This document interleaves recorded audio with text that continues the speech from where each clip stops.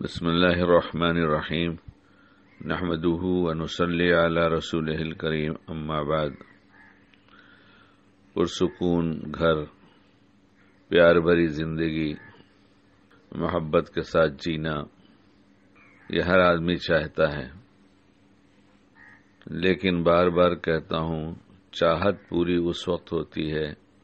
جبکہ چاہت کے پوری کرنے کے اسباب بھی اختیار کیے جائیں۔ صرف چاہت کے ساتھ اسباب نہ ہو تو دنیا میں تو کہیں کچھ ایسا ہوتا ہی نہیں۔ تو رات دن کا سب کا مشاہدہ ہے کہ ہر چاہت کے ساتھ تھوڑا کچھ کرنا پڑتا ہے اور چین سکون کی زندگی بن جاتی ہے، اور وہ چاہتیں جو اس کے علاوہ بھی ہوتی ہیں وہ سب پوری ہوتی ہیں۔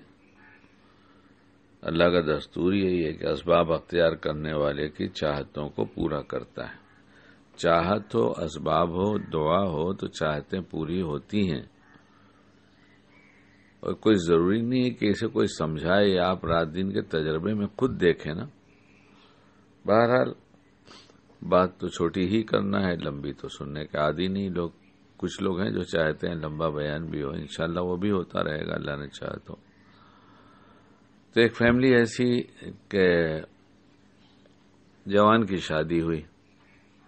بیوی گھر آئی، 2-3 دفعہ آنا جانا ہوا۔ اس گھر میں اس فیملی میں اور لوگ بھی تھے، بڑے بھائی بھی تھے، ان کی بیوی بھی تھی، نندیں بھی تھیں، نند بھی تھی، دیور بھی تھے، سب تھے، ساس سسر بھی تھے۔ اس جوان کی بیوی نے ہفتہ 10 دن کچھ گزرنے کے بعد، اب کئی سفر ہو چکا تھا، آنا جانا تھا، ایک دن اس نے کہا بیوی نے کہ میرے آج بھابھی نے امی کو ایسا کہا، تو ایسا نہیں کہنا چاہیے تھا۔ اس جوان کی بیوی نے اس جوان سے ماں کی محبت میں، ساس کی محبت میں ایک بات کہا۔ جوان کو خوش ہونا چاہیے کہ میری بیوی میری ماں سے محبت کرتی ہے اور اسے پسند نہیں کہ بھابھی اسے کچھ کہیں، لیکن جوان نے یہ کہنے کے بجائے اس سے یہ کہا کہ دیکھو یہ گھر ہے، یہاں ہر وقت چھوٹی بڑی باتیں ہوتی رہیں گی، آج کی تاریخ کے بعد یہ تذکرہ نہیں کرنا کہ باجی نے بھابھی کو کیا کہا، بھابھی نے باجی کو کیا کہا، امی نے بھابھی کو کیا کہا، بھابھی نے امی کو کیا کہا، یہ مت کہنا۔ اس کی بیوی بھی ایسی سمجھدار تھی کہ اب تو جن کا تذکرہ کر رہا ہوں یہ تو بس اب دنیا سے جانے کی عمر کے قریب پہنچ چکے ہیں، لیکن ان سے پوچھا تو پتہ چلا کہ میری بیوی نے اس کے بعد کسی کا تذکرہ نہیں کیا،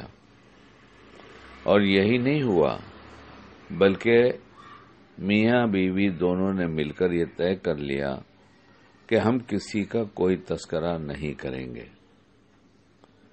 برائی سے تو کریں گے ہی نہیں، بھلائی سے بھی کرنا ہوگا تو مختصر کریں گے تاکہ بات آگے بڑھ کر غیبت میں بدل نہ جائے یا برائی سے تذکرہ نہ ہو جائے۔ ہم ان کو جانتے ہیں، وہ دونوں بہت چین سکون کی زندگی گزارتے ہیں،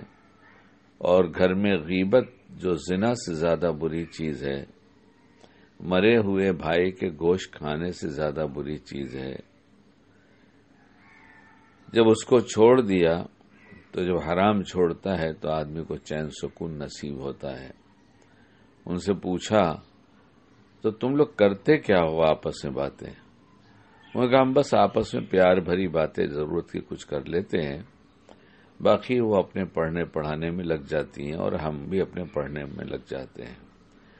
یہاں تک کہ ہمارے وقت میں اتنی برکت ہوتی ہے کہ ہمارے سارے معمولات بھی پورے ہو جاتے ہیں، اور پھر بھی وقت بہت بچا رہتا ہے جو ہم کتابوں کے پڑھنے میں صرف کر دیتے ہیں یا کوئی اچھی بات سیکھنے سکھانے میں۔